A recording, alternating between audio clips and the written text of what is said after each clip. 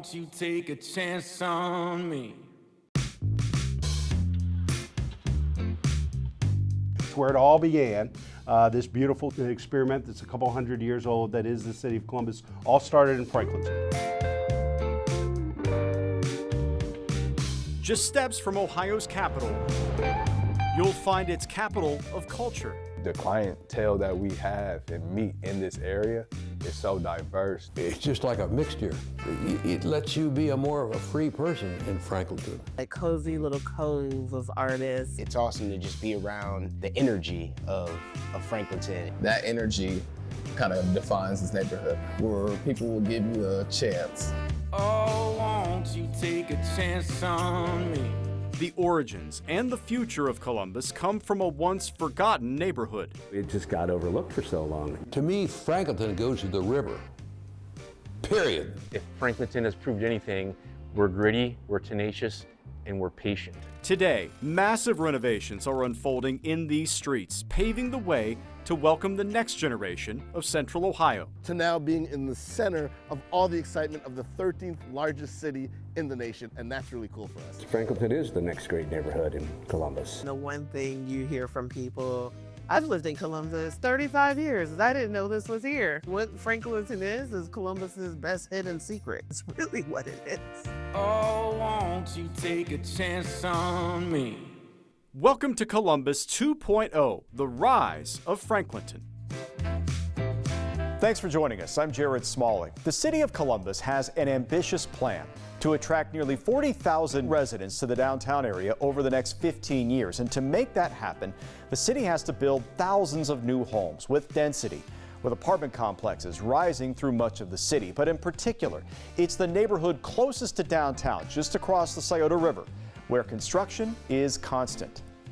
You want more people living, you want more residents in downtown Columbus. How critical is Franklinton overall to boost the city's hopes to recruit more people down here? As you know, we need 200,000 more units in the region over the next 10 years. Columbus is committed to building half of those, but we need the rest of our neighbors to step up and help as well. We have a supply crisis. You go back to Econ 101, and if supply is flat and demand continues to grow, your rents and home prices are growing much faster than people's incomes right now. And the best way to address everything from street homelessness to affordability and other things is embracing and dealing with that supply crisis. The people that have lived in Franklinton their entire lives are part of what makes Franklinton so special. And we want to make sure that folks can age in place and that they have a variety of housing options. We believe everybody that works in this region should be able to afford to live here too. And it's certainly important in our original neighborhood. And you want people to be able to be comfortable in their homes, but the neighborhood's going to change. The only constant in life is change, right? That's right. How do you go about managing those two things, especially in the neighborhood that we're talking about here? How do you want to beautify and modernize, but retain some of the charm and some of the characteristics that make it what it is? Yeah, I mean, it's really about adding supply. You know, the best way to make sure folks aren't forced out. And as you look back at history, the population of Franklinton was much higher, 100 years ago. And so there's an opportunity to, there's a good amount of housing stock there and in Linden and other parts of the Hilltop and Eastland where we can dramatically increase the population of those neighborhoods, certainly based on this zoning code update, and not displace folks. So that's our goal. And by adding supply, we can make things more affordable for folks at every price point. But long before Franklinton was a priority, it was an afterthought. The story of Franklinton matches the tides with highs and lows. And it all began with a land surveyor named Lucas Sullivan. The story I understand is that he followed the bison trail because he knew that eventually a bison trail would lead him to water. The original intent is that Franklinton was going to be the capital of Ohio. It was going to be the center of everything. That development was founded in 1797, and that led to the eventual establishment of Columbus in 1812 at the confluence of the Scioto and Olentangy rivers. But those rivers quickly became Franklinton's foe. Then they realized that flooding was a real thing. Massive floods in 1897, 1913, and 1959 led to mass departures. I remember how it used to be, and Broad Street had stores every place. People pretty much who could afford left and went up the hilltop or went to higher ground. Bruce Warner has lived in Franklinton nearly his entire life, including through the 1959 flood. So things went hell in a handbasket. It just kept going down and down and down and down. And that's when, you know, crime element started to come in, and just really sort of the deterioration of the neighborhood was taking place, because when FEMA designated the area a 100-year floodplain, and I believe it was in the early 80s, really it just kind of stifled development and or renovation and sort of froze the neighborhood in time for like 25 years. Growth returned to Franklinton in 2004 with the completion of the Franklinton flood wall. That made building in Franklinton possible again, but growth was slow to return. If you think about it, the bridges that connect downtown to Franklinton are only a few hundred feet long, but the river was perceived less of a body of water and more of a wall between the haves and the have-nots. This used to be a neighborhood where nobody would walk anywhere, wouldn't leave the house because it was just too dangerous. Still lived with the stigma of the bottoms and the significant edges to cross to get here. The river, the two sets of the double elevated railroad track, and Broad Street itself is such a chasm of a street. It's basically a highway that cuts the northern half of the neighborhood from the southern half. And so we had to find ways to overcome these edges. Slowly, people came. Land Grant Brewing was among the first companies to specifically choose Franklinton when they opened in 2014. I mean, the neighborhood has gone through a complete transformation from when we first got here. Especially around us, there was just a lot of empty lots. And they kept telling us there's supposed to be a lot of stuff happening. And we liked being down here regardless. And it's been wild to see everything pop up around us. And renovation always comes with some frustration. Walking around the neighborhood now from a sights and sounds perspective has everything to do with construction. As you can imagine, especially in a place as old as downtown, there's going to be significant amount of roadway improvements, utilities realignment. There's a significant amount of work that has to be done beneath ground in order for us to enjoy and connect all the amenities above ground. It's always been a working class neighborhood, so I tried to emulate that time, and it goes to the design, it goes to the record player behind the bar. For 14 years, Jim Sweeney served as the director of the Franklinton Development Association. After the pandemic, he decided to turn his home on Walnut Street into a local bar, with all of the quirky charm you'd expect of the evolving neighborhood. You also see things that you didn't used to see. You see moms pushing strollers down the street, people jogging, and it's vibrancy. The great thing about Franklinton is it's such a unique place. There's such a strong sense of space here, and that used to be a problem. The sense of space used to be a scary one. Needed to get out of here. Now we've been able to flip that on its head. Now the sense of space is one of adventure, one of discovery. Now people come over here and they can feel something truly special about the place, an undiscovered area. And now that discovery is happening. It begins just past the banks of the river with a massive development plan called the Peninsula. More than $500 million invested by the city and private partners to construct the biggest work, live, and play area in downtown. Construction on the second phase of the Peninsula is just getting underway, and it's already radically reshaped the perspective and perception of the west side of the river. The Peninsula is probably one of the most discussed, studied, and talked about pieces of land in all of downtown Columbus. We have always thought that making sure that it's a great place, a place where people wanted to be and where everybody belongs, is a critical part to the vision for the Peninsula. That development begins at the center, as in the center of science and industry. COSI moved to the site in 1999, and for decades it sat with a great view, but not much else. It was just our building and then a parking lot, and then you went deep into Franklinton. But today, we have an incredible park that the City of Columbus runs called the Dorian Green Park.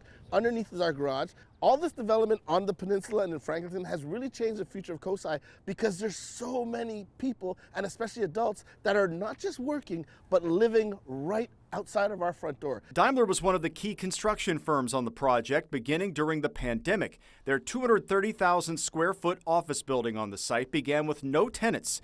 It's now more than 80% leased, and that's despite some decline in the general office space market. Companies really wanted to locate in more vibrant areas, places that had walkable amenities, things that they could offer their employees outside of the four walls of their office space. The centerpiece of the new construction, the Junto, a modern boutique hotel with an active lobby and several dining and bar options. We've seen almost a 40% growth in guest room nights, but really as well in our food and beverage experiences. And I think for food and beverage, that says a lot about the local community, the people that are living here in Columbus, that they're looking at another neighborhood, another location to go to. The next phase of the construction includes new residential space, but it also aims to address one of the city's biggest demands, a downtown grocery store. This area is a food desert for folks. There's a lot of people that live around here, and it makes it very difficult. People had to leave the neighborhood for basic things, for a soda, for, chips and stuff like that.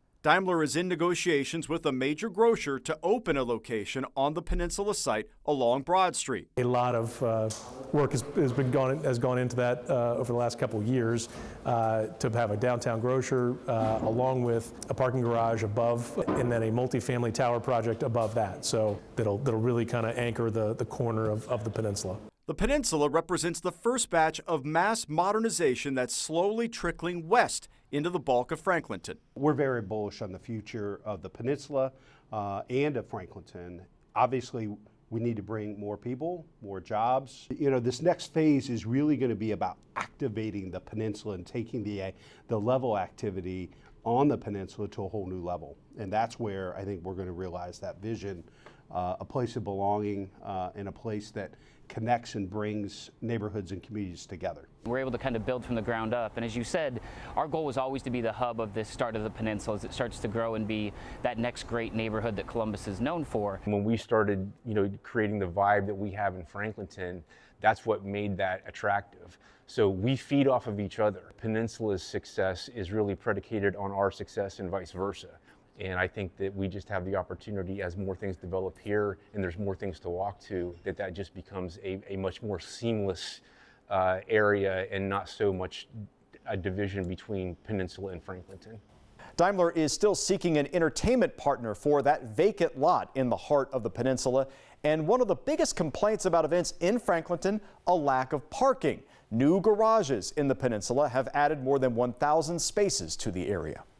When we return, as Franklinton evolves and grows, many of the residents are eager to preserve this unique community. Things have already changed slightly than they used to be, and people are like, the artists are at the front lines of this battle of the sanctity of art. How artisans and residents plan to embrace change but keep the heart of Franklinton in place. That's ahead on Columbus 2.0. Welcome back. Franklinton represents the biggest opportunity for growth in Columbus right now, but at its core, it is a community of artisans and neighborhood-minded people who would prefer to keep Franklinton a little weird. That's the charm and the attraction for so many people. People liken us to the Short North because we're embracing art as a tool for revitalization. The Short North is laid out way differently than Franklinton. Franklinton is more of a meandering community. It just feels like home. You go for a stroll around the neighborhood, people. Hakeem Callwood is a noted, multi-talented visual artist. Despite all the many blessings, my journey is manifested. I told you we teaching lessons. Joey H. is a rapper and performing artist. Both create their craft in the neighborhood. It's just such a community aspect amongst the people and the businesses here that just it makes it cool to a point where there's sometimes I don't even leave this bubble. And for me, it's just always come back to the art. While artists create, they need places to show off their skills. Thank you for calling Franklinton Market. Rashida Crawley operates the Franklinton Market, one of the few places in the neighborhood to grab a snack, but it also doubles as an art gallery. The best way to make friends is to open your doors. Bring Franklinton into the store. We have these walls, you can see they're like high walls. And there's nothing, there's no space there. So I'm like, this is perfect for an artist. I've been in the shop so much, I picked it up. Lateef Barrow opened Sonny's Barber Shop on Sullivan Avenue late last year, and quickly his shop has become a cultural center in the neighborhood, with his own frequently updated art display. Had the perfect idea. Why not merge all of my different talents and ideas into one space? I can be a barber by day and You could have the art on the walls. It doubles as an art gallery, triples as an event space that we rent out. But yeah, we have a lot of stuff going on here. It's just a real good creative space for the community that captures all of the different art in the city. They're all adding to the creative culture in the neighborhood, but what's also being created.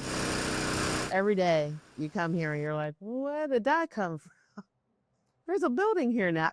Modernization, which often runs into an uglier term, gentrification, reshaping an older neighborhood through new affluent investment.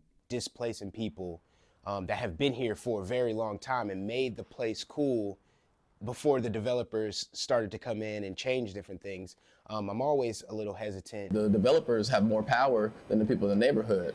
And when the power dynamic is off, it causes some sort of friction. You clearly can't have much improvement without that nasty word gentrification, but it just happens. We understood that gentrification was going to flow through this neighborhood.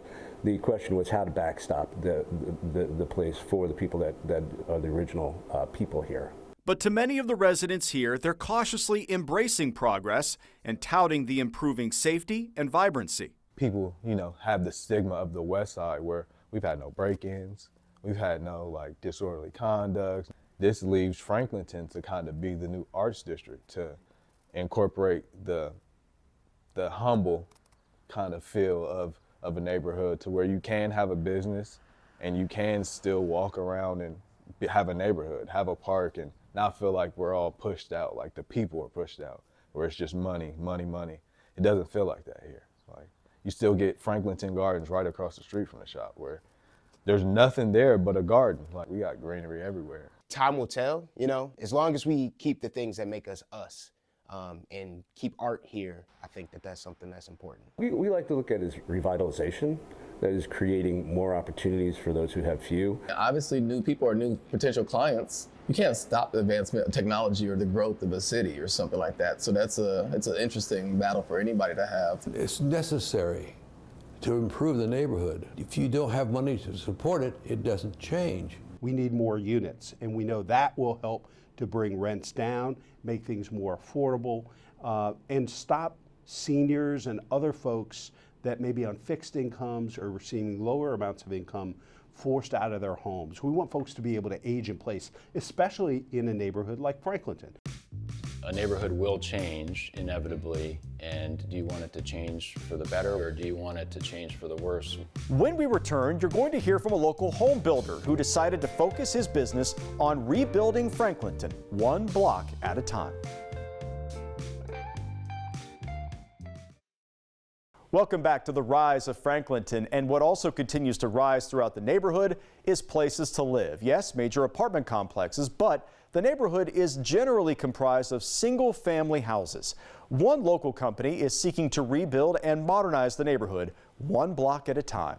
These homes have a contemporary roof line, so starting with the exterior, we like that modern look, but I think Franklinton's a great example where you can mix and match. Chris Knoppe has built homes for a couple of decades now, previously in the Victorian Village neighborhood. But in 2017, Knoppe decided to pivot his focus to Franklinton. It's close proximity to the riverfront, to downtown. It just felt like there could be so much more done, than what had been done. But renovating the neighborhood takes some courage. The houses that were here or are here have a lot of issues. They're small, functionally obsolete. They're full of lead and asbestos and sometimes mold. The mission of our work was to improve the quality of housing stock while eliminating blight.